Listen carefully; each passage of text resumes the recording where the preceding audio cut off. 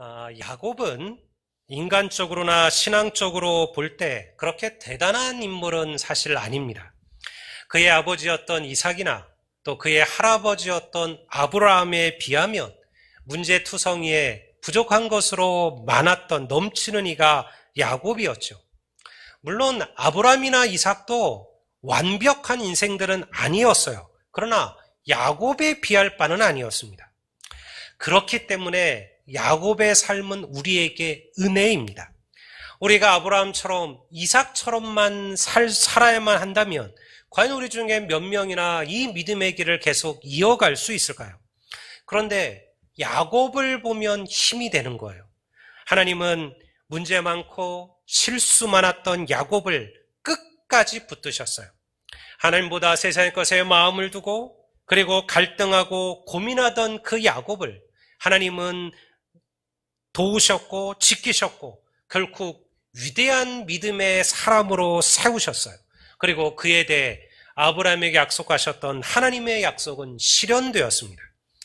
어떻게 문제 많고 실수 많았던 야곱이 이스라엘 민족의 조상이 되고 믿음의 영웅의 반열에 들어설 수 있었을까요? 저는 오늘 여러분들에게 그 이야기를 나누고자 합니다.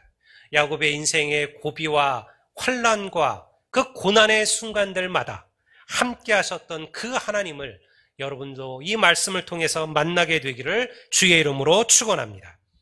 야곱의 이야기는 우리가 많이 들은 이야기예요. 아마 주일학교를 다니셨다면 주일학교에서 가장 많이 했던 이야기 중에 하나도 아마 야곱의 이야기일 것입니다.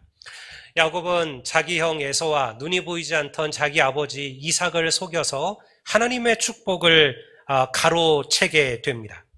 그런데 그 행동이, 그 욕심이 가져올 치명적인 결과를 야곱이 몰랐을까요? 몰랐을 리가 없어요.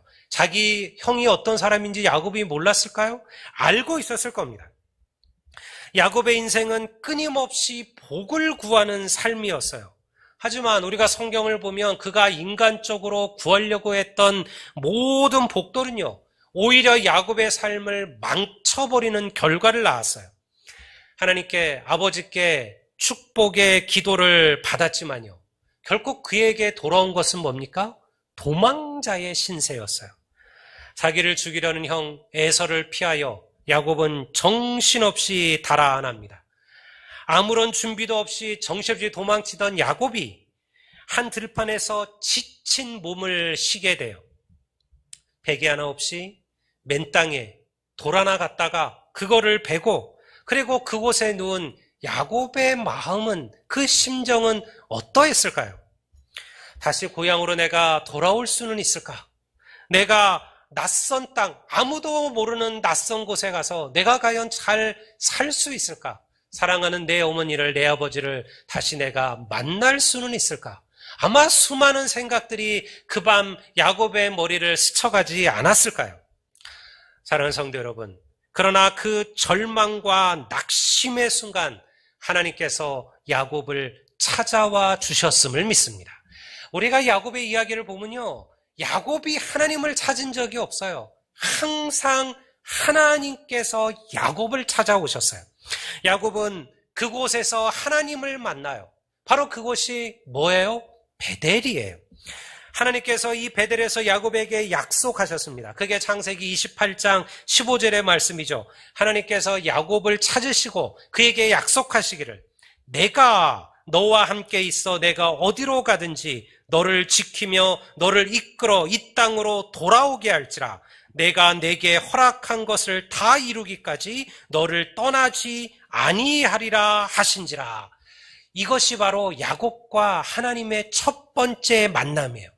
야곱은 하나님을 만난 그곳을 뭐라고 불렀다고요? 베델이라고 불렀어요. 베델의 뜻이 뭐예요? 하나님의 집이란 뜻이에요. 야곱은 그곳을 하나님의 집이라고 불렀어요. 왜? 하나님이 그곳에 거하고 계시다라고 야곱은 믿은 거죠. 그래서 그곳의 이름, 원래 이름은 루스였는데요, 그곳의 이름을 야곱은 베델이라고 부릅니다.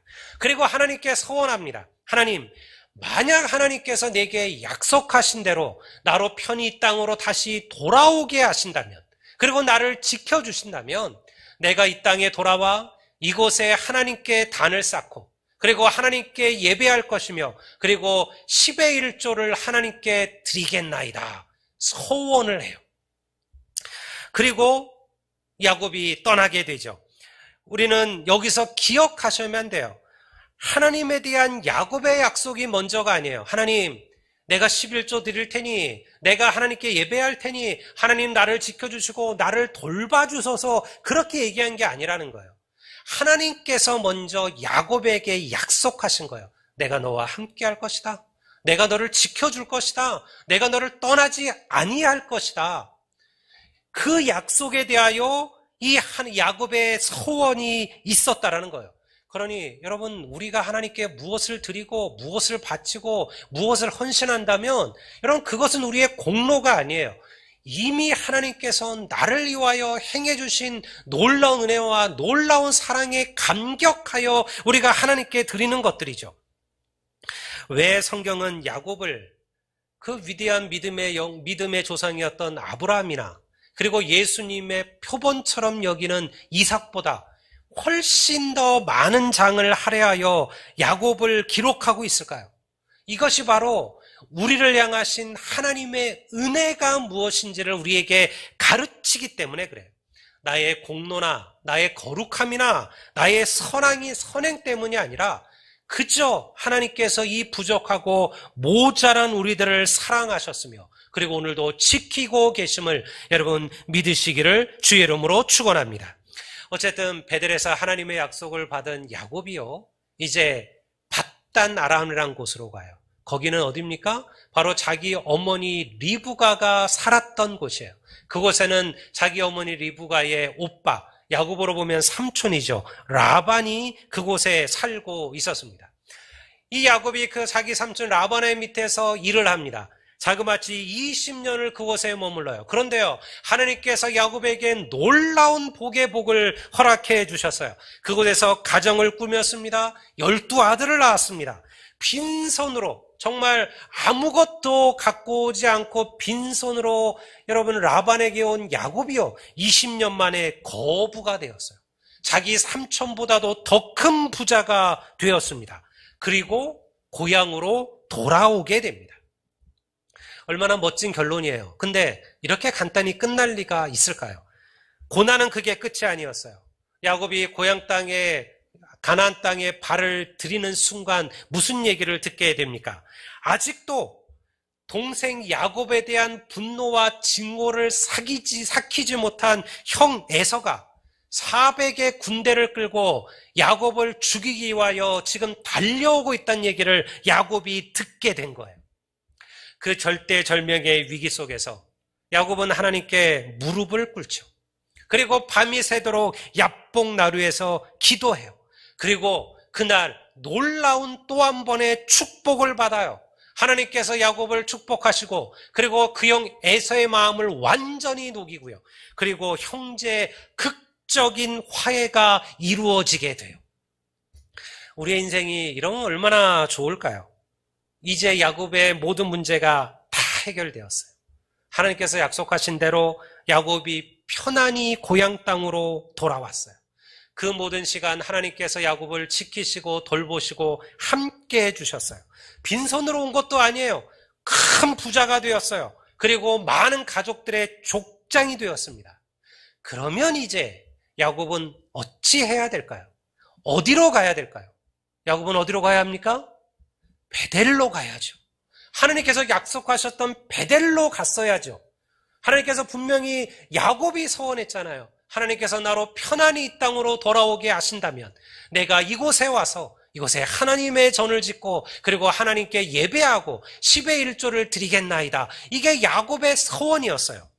그런데요, 야곱은 베델로 올라가지 않습니다. 오히려 거꾸로 내려가요. 어디로 갑니까? 세겜으로 가요. 세겜으로 가요. 그래서 우리가 야곱을 연약한 인생의 표본이라고 부르는 거예요. 우리도 사실은 야곱과 크게 다르지 않아요. 우리도 야곱의 환경이라면 우리가 과연 베델로 올라갔을까? 그건 모르는 거예요. 우리가 흔히 그런 말들 하지 않습니까? 들어갈 때가 다르고 나올 때가 다르다. 이거는 사실은 화장실을 얘기하는 거예요. 여러분, 우리가 정말 급해서 화장실 갈 때는 눈에 보이는 게 없잖아요. 지금 막 나올 것 같은데 막 정신없이 문을 두드리고 빈자리를 찾고, 그리고 여러분들 허겁지겁 볼일을 보지 않겠습니까? 근데 나올 때도 그러는 사람은 없어요. 나올 때는 또 옷매집도 다시 한번 확인하고 천천히 손도 좀 씻고, 그리고 얼굴도 자기 화장도 한번 좀 다시 확인하고, 그리고 나오죠. 왜? 급할 게 없으니까요. 이제 문제는 해결됐으니까요.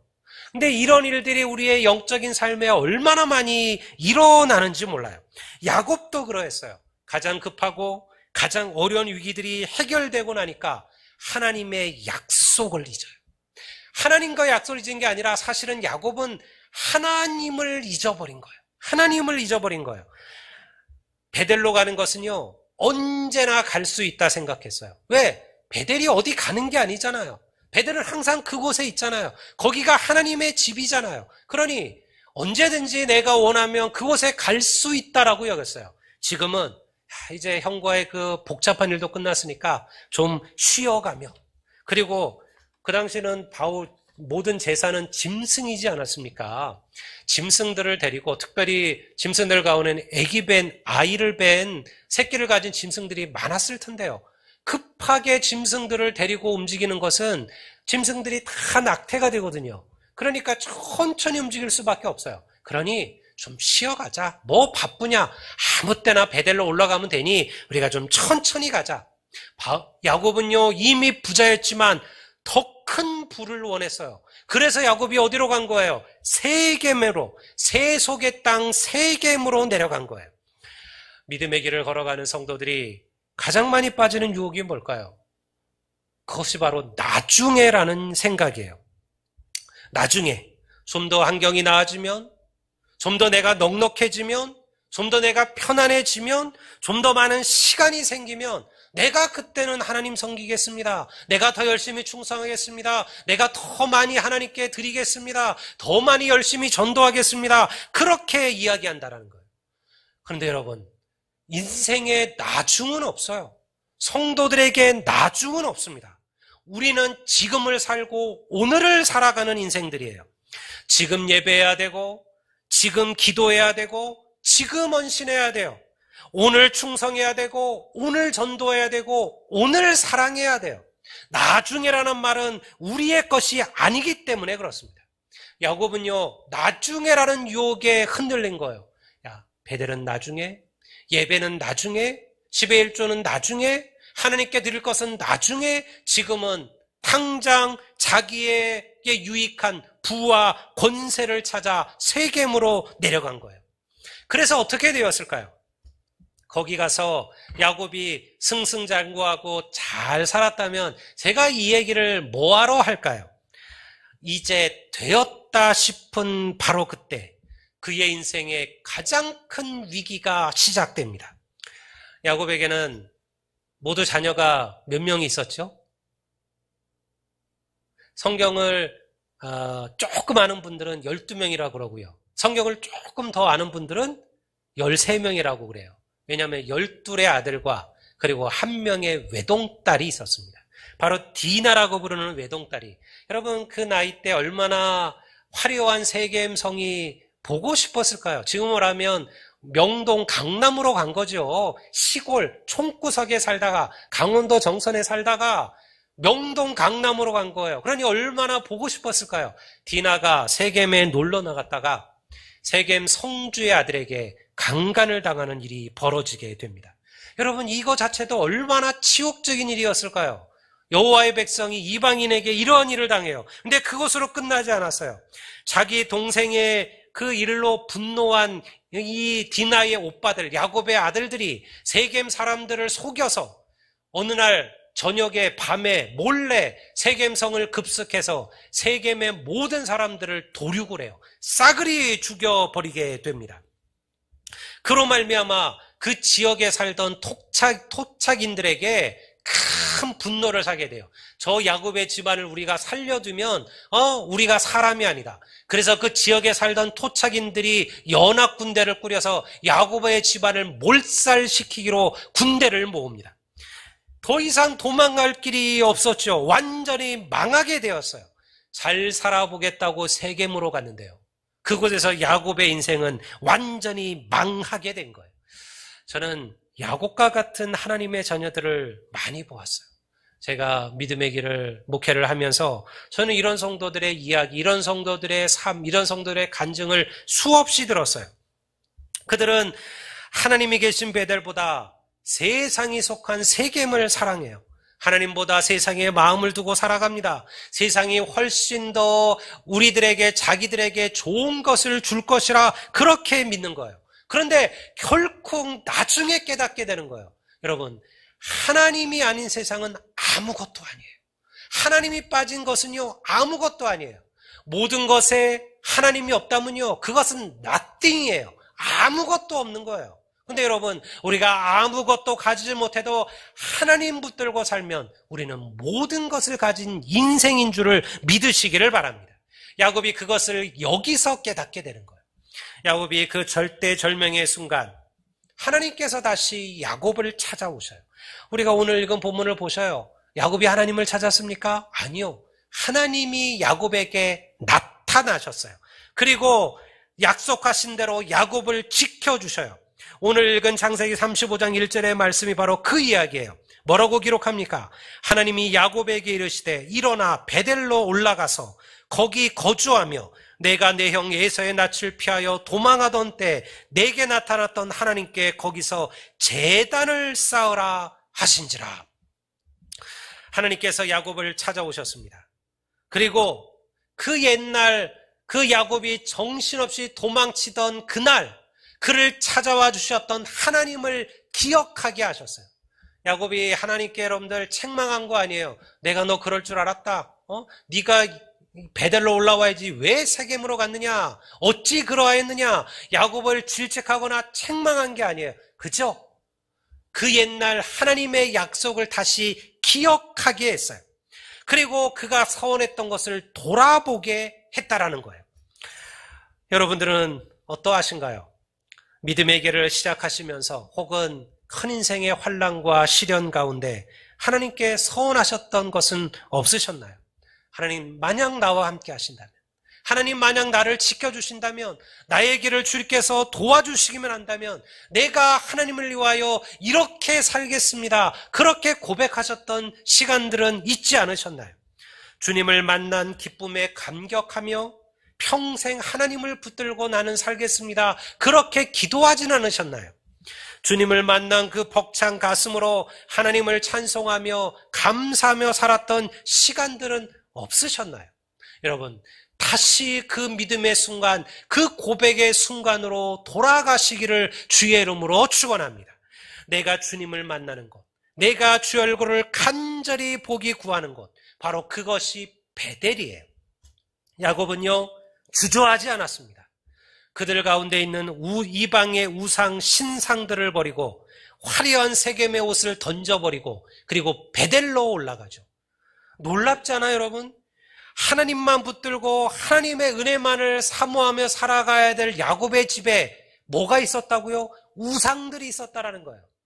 우리가 우상들을 던져버리라. 야곱이 그곳을 떠날 때 그 모든 우상들을 다 파묻어버려요. 그러니요, 야곱의 집안이 영적으로 얼마나 타락하고 하나님을 떠나 살았는지를 우리들에게 가르쳐주는 거죠. 그런데 야곱은 어쨌든 결단했다는 거예요. 그가 의지하는 것들을 버렸습니다. 우상을 버렸습니다. 드라빔을 버렸습니다. 그리고 자신이 처음 하나님을 만났던 그 베델로 올라가요. 그리고 20년 전 그가 주께 서원했던 대로 하나님 앞에 제단을 쌓고 하나님께 예배하죠. 35장 6절에서 7절 한번 볼까요? 이렇게 기록합니다. 야곱과 그와 함께한 모든 사람이 가나안 땅 루스 곧 베델에 이르고 그가 거기서 제단을 쌓고 그곳을 엘베델이라 불렀으니 이는 그의 형의 낯을 피할 때 하나님이 거기서 그에게 나타나셨음이더라. 야곱이 그곳의 이름을 뭐라고 불렀다고요? 그냥 베델이 아니라 엘베델이라고 불렀다. 그 베델이에요. 20년 전 야곱에게 그곳은 베델인데요. 20년 후 돌아온 야곱은요, 더 이상 그곳의 이름을 베델이라 부르지 않고 엘베델이라 불렀다라는 거예요. 베델이 무슨 뜻이라고 그랬습니까? 하나님의 집이에요. 벳엘. 엘은 하나님이잖아요. 항상 성경에서 엘이 나오면 이것은 하나님이라는 뜻이에요. 베델, 하나님의 집이라는 뜻이에요. 그런데 야곱은 그곳을 다시 부르기를 엘베델이라, 이 뜻을 풀어보면 무슨 뜻이겠어요? 하나님의 집에 하나님, 이런 뜻이에요. 엘베델, 하나님의 집에 하나님. 야곱은 그곳의 이름을 하나님의 집에 하나님, 다시 말해서 하나님의 집에 거하시는 하나님이라 부른 거예요. 베델은 뭐가 중요해요? 장소가 중요한 거죠. 하나님의 집. 그러니까 20년 전에 야곱에게 중요한 것은 장소였지만요, 20년 후에 야곱에게는요, 장소가 중요한 게 아니에요. 뭐가 중요했어요? 하나님이 중요했어요. 야곱은 베델을 장소로 생각했어요. 그래서 아까 얘기했잖아요. 야, 거기는 아무 때나 가면 되지 뭐. 그 장소가 없어지는 것도 아닌데, 그 베델이 사라지는 것도 아닌데, 조금 내가 나중에 조금 더 부자가 되고 조금 더 넉넉해지고 조금 더 나아지면 내가 베델로 가면 되지 뭐, 이렇게 생각한 거예요. 그런데 위기를 넘어간 후에 야곱이 더 중요한 것을 깨닫게 된 거죠. 믿음은요, 장소가 중요한 게 아니에요. 하나님이 중요한 거예요. 교회는요, 교회가 중요한 게 아니에요.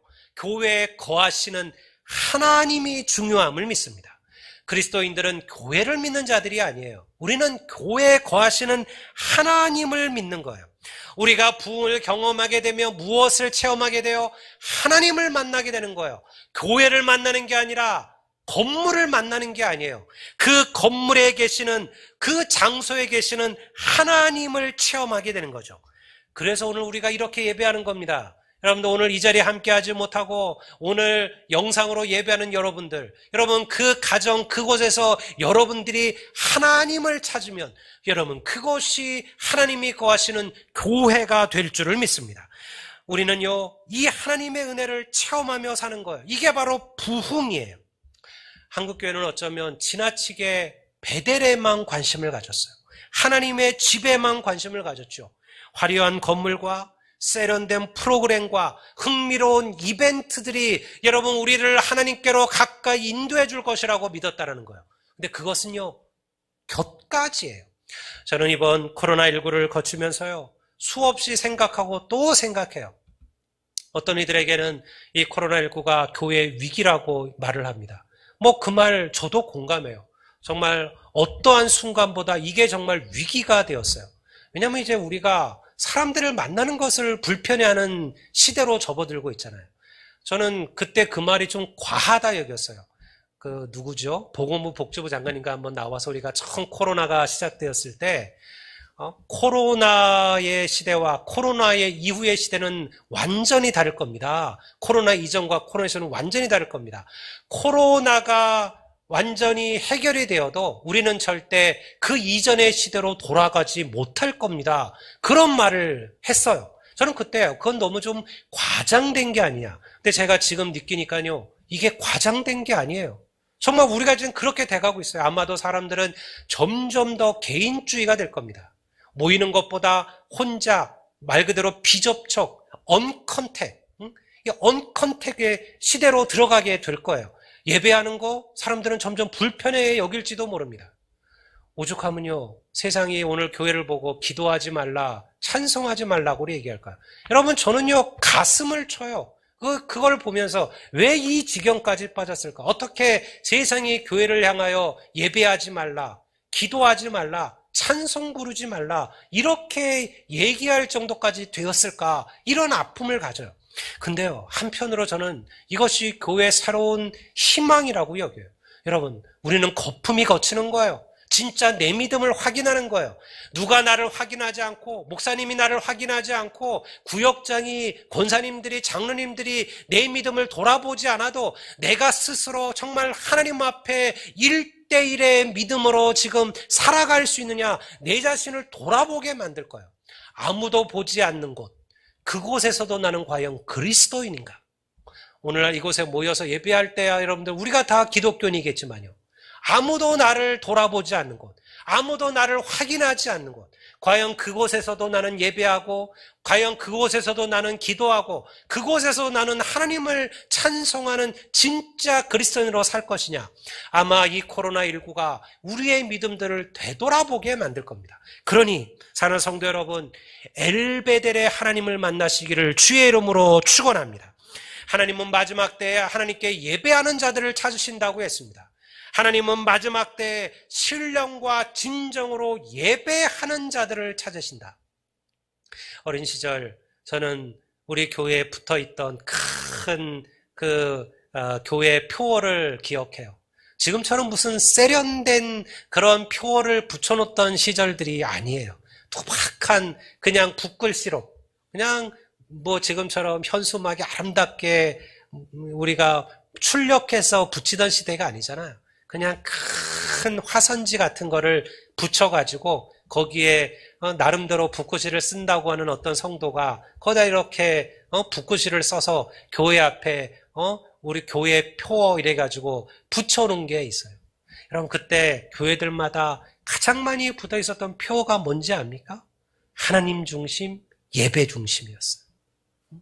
지금 우리는 그거는 너무 당연하다 생각하잖아요. 그건 너무 뻔하다 여기잖아요. 근데 그렇지가 않아요. 오늘 우리가 이것을 경험하는 거예요. 사랑하는 성도 여러분, 하나님 중심으로 사십시오. 예배 중심으로 사십시오. 하나님께서 야곱의 축복을 여러분들에게도 부으실 줄을 믿습니다. 오늘 이 시대 아무리 세상이 좋아 보도요, 그것은 세겜이에요.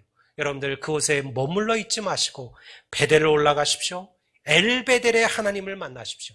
반드시 우리가 생각하지도 못했던 위대한 부흥이 우리의 교회와 우리의 삶과 우리의 가정 속에서 다시 시작될 것임을 믿습니다. 이 축복이 오늘 우리 모든 가운데, 오늘 함께 예배하는 성도들, 그리고 오늘 또 영상으로 또 함께 참여하는 우리 모든 성도를 위해 넘치게 되시기를 주의 이름으로 축복합니다.